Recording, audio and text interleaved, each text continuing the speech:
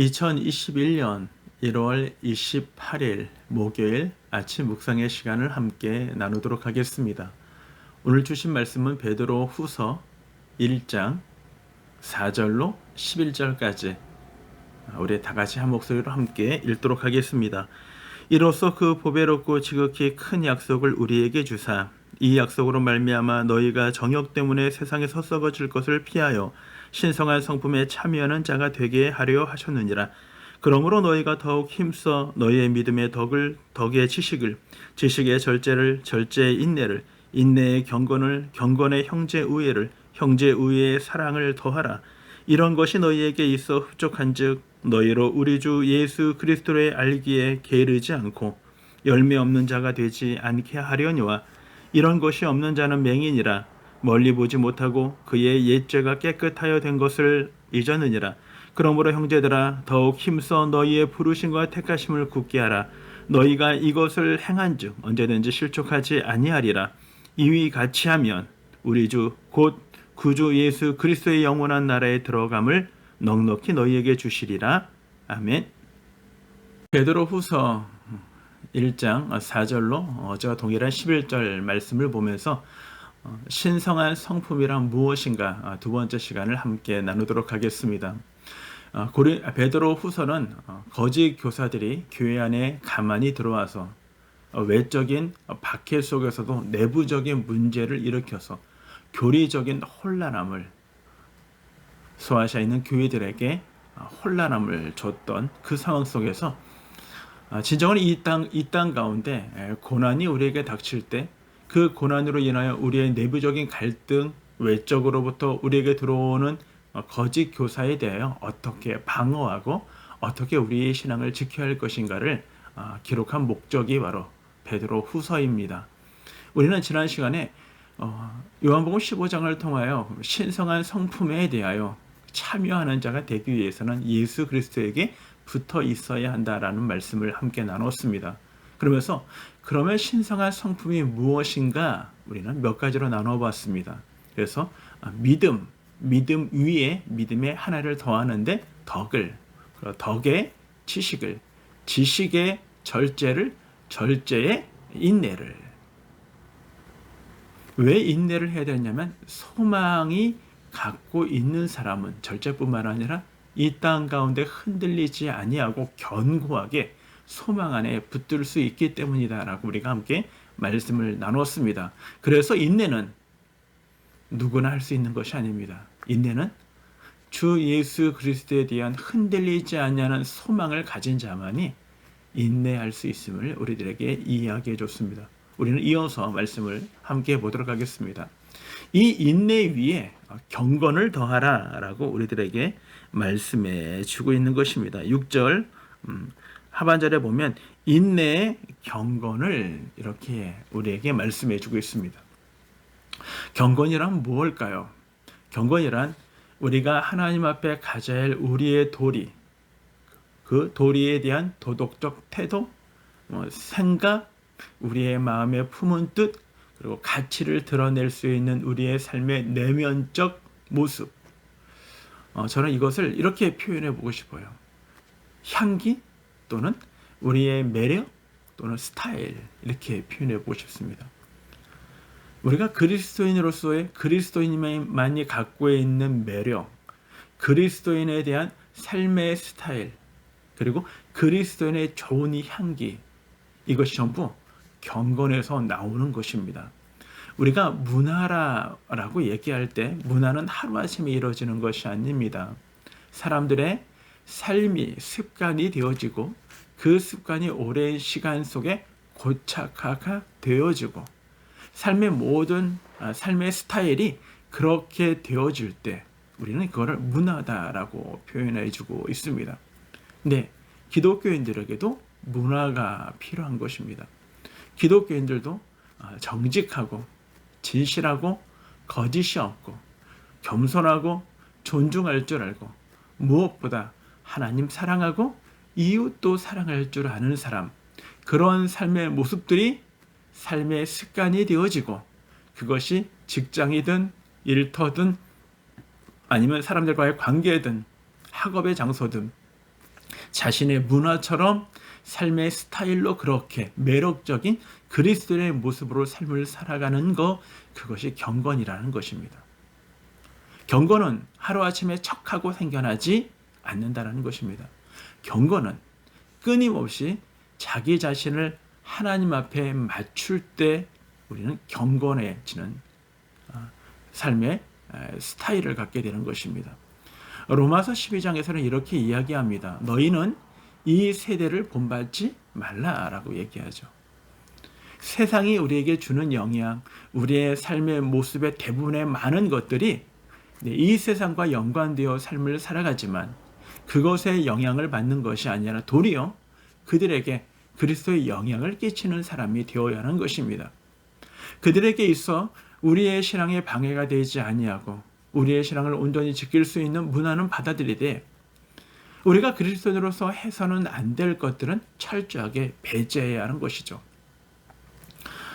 우리는 어제 뉴스에서 의정부 경전철에 중학생, 중2짜리 아이죠.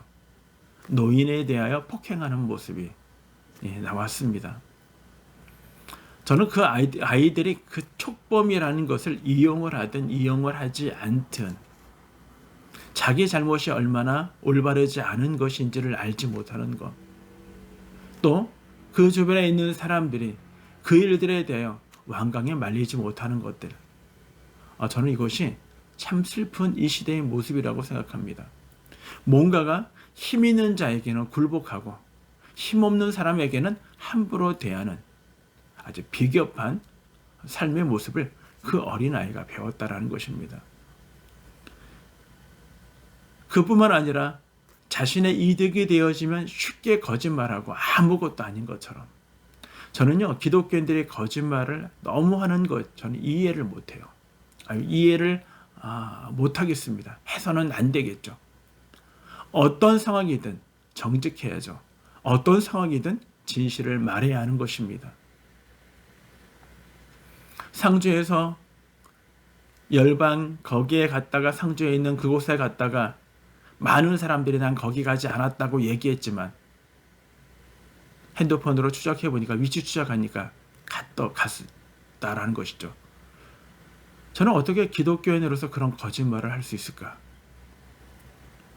어떻게 갔으면서 안 갔다고 얘기할 수 있을까라는 것에 대하여 진짜 기독교인일까? 하나님이 보고 계시는데 하나님 앞에 어떻게 거짓말을 할까?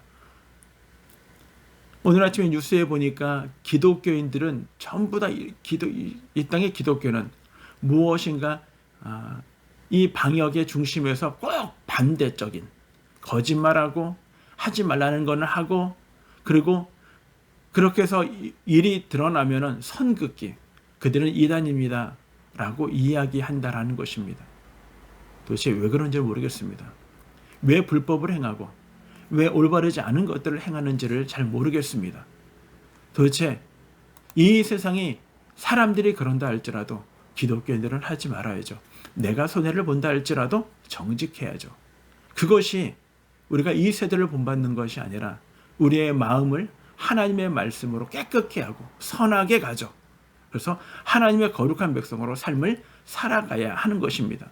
너희는 이 세대를 본받지 말고 오직 마음을 새롭게 함으로 변화를 받아 하나님의 선하시고 기뻐하시고 온전하신 뜻이 무엇인지 분별하도록 하라. 이것이 로마서를 통해서 우리에게 주신 말씀이에요. 세상이 그러지 않아도 우리는 정직해야 되는데 세상과 동일하게 거짓말을 한다? 세상도 안 하는 거짓말을 한다? 저는 이거는 충격 그 자체였던 것을 생각해 봅니다. 그러므로 경건이라는 것은 하루아침에 생겨나는 것이 아닙니다. 내가 무엇인가 사람들에게 보이기 위한 행동을 했기 때문에 내가 경건해지는 것이 아닙니다. 경건은요, 그 삶의 스타일입니다. 삶의 라이프 스타일이에요. 그것이 경건으로 이루어진다는 것을 우리에게 이야기해주고 있는 것입니다. 특별히 고난 가운데 있을 때 그런 경건이 쌓이지 않으면 우리는 이 고난을 이겨낼 수 없다는 것입니다. 그래서 인내를 갖고 있는 사람은 인내 위에 경건을 가져야 할 것에 대하여 우리에게 말씀해 주고 있는 것입니다. 그 다음에 경건 위에 형제우애라고 이야기합니다. 형제우애, 뭔가가 좀 뜬금없는 것 같고 생뚱맞는 것 같죠. 이 형제우애는요, 혈육의 형제를 말하고 있는 것이 아닙니다. 초대교회 안에 이란이 가만히 들어와서 문제를 일으켰죠. 교리를 왜곡시켰습니다. 그러다 보니까 지식적인 것들을 많이 쌓으면서 사람들이 어떤 일들이 벌어지기 시작했냐면, 교회 안에서 무엇인가 잘못되어진 일들이 벌어질 경우, 아니면 자신의 주관적인 개념으로 사람들을 비판하기 시작했습니다. 사람들을 책망하기 시작했습니다. 사람들의 연약하고 그리고 부족한 부분들을 드러내요. 그거를 채찍질하거나 그 사람들 앞에서 모욕을 주기 시작했습니다. 교회에 우리가 하나님의 말씀에서요, 하나님의 말씀은 절대적으로, 진리는요, 서로 미워하는 것, 이건 진리가 아닙니다. 그리고 사람을 아프게 하거나 사람을 죽이는 것, 이거는요, 진리가 아니에요. 진짜 진리는요, 바른 진리는 사람을 살리는 것입니다. 바른 진리는 사람을 세우는 것입니다. 그래서 성경은 우리들에게 화목이라는 말씀을 하는 거예요. 화목하라. 하나님과 화목한 자는 이웃과 화목해야 되는 것입니다. 뿐만 아니라 사랑인 것입니다. 자비인 것입니다. 헤세드, 긍휼히 여기는 것입니다. 이것이 교회의, 기독교의 진리인 것이죠. 여러분이 내가 하나님을 믿노라 하고 내가 누구를 미워하거나 누구를 미워하는 걸 가르치거나 그래도 된다라고 생각을 한다면, 그거는요, 하나님 앞에 교만한 것입니다. 하나님이 우리에게 주신 거는요, 미워하는 권한을 우리에게 주신 것이 아닙니다. 그건 하나님이 하실 것이고요. 우리에게 맡겨주신 거는요, 형제를 사랑하는 것임을 우리들에게 말씀해 주시고, 미워하는 것이 있다면 한 가지입니다. 죄를 미워하라. 이것이 하나님이 우리들에게 말씀해 주고 있는 것입니다. 그러므로 거짓 교사들이 가르치는 것에 대하여 마음이 흔들려서, 그래서 혹시 그들이 가르치는 것으로 인해 형제를 미워하거나 형제를 책망하는 것, 이것 자체가 이미 거짓된 진리임을 우리들에게 말씀해 주고 있는 것입니다. 그럼 마지막으로 이렇게 말씀합니다. 형제 위에 사랑을 더하라 라고 말하고 있는 것입니다. 이제 하나님의 사랑을 이야기합니다. 우리는 처음으로 믿음으로부터 시작했고요. 그리고 인내의 부분에서 소망에 대한 이야기를 했어요. 믿음, 소망, 마지막 사랑입니다. 이 중에 제일은 사랑이라 라고 우리에게 이야기해 주고 있습니다. 지금 나오고 있던 신성한 성품에 대하여 믿음의 덕, 그리고 덕의 지식, 지식의 절제, 절제의 인내, 인내의 경건, 그리고 경건의 형제우애, 형제우애 위에 사랑을 더하라라고 우리들에게 말씀해 주고 있는 것입니다. 네, 하나님은 사랑이시라 사도 요한은 우리들에게 이야기해 주고 있습니다. 하나님을 사랑하십니까? 그러면 사람을 사랑하십시오. 하나님을 섬기십니까? 이웃을 섬기십시오. 사랑으로 여러분이 교회됨이 여러분의 교회로서의 이 땅 가운데 빛들로 드러나기를 원합니다. 그래서 맨 마지막에 사랑을 더하라라고 얘기합니다. 이 모든 것 위에 사랑을 더하십시오. 그러면 여러분은 하나님 앞에 진실로 하나님이 기뻐하시는 거룩한 백성들이 되어질 수 있는 것입니다. 8절에 보면요, 이 말씀을 하겠습니다. 이런 것이 너희에게 있어 흡족한즉. 이 앞에서 이야기했던 것들, 믿음으로부터 시작해서 사랑에 대한 것들, 신성한 성품에 참여하는 자의 모습, 이것이 하나님이 우리들에 대하여 우리의 모습을 볼 때 흡족하시다고 얘기해요. 흡족하다라는 것은 하나님의 마음에 맞다라는 것입니다. 우리가 이것을 행할 수 있습니까? 뭘 말하는 걸까요? 네, 믿음이 우리 스스로의 노력으로 자생되어지거나 생성되어지는 것이 아닌 것처럼 이 거룩한 성품에 참여하는 것, 이거 역시 우리의 노력으로 되어지는 것이 아니라는 것입니다. 우리는 주님 안에 붙어 있기를 원하고 주님 안에 있기를 원할 때 하나님이 이 모든 것들을 우리에게 더하여 주시고, 더하여 주시는 우리에 대하여 하나님은 흡족하신다라고 말씀해주고 있는 것입니다. 사랑하는 여러분, 하나님의 은혜로 시작되어졌던 우리의 삶은 하나님의 은혜 속에 이 땅을 삶을 살아가고 하나님의 은혜 속에 하나님의 나라에 들어가게 될 것입니다. 그때까지 저와 여러분이 거룩한 성도임을 기억하시고 성도로서 삶을 살아가시며 우리의 일터에서, 우리의 학업에서, 우리의 장소에서, 우리의 가정에서 사랑으로 주의 일들을 감당하시는 저와 여러분 모두가 되어지기를 주님의 이름으로 축원합니다.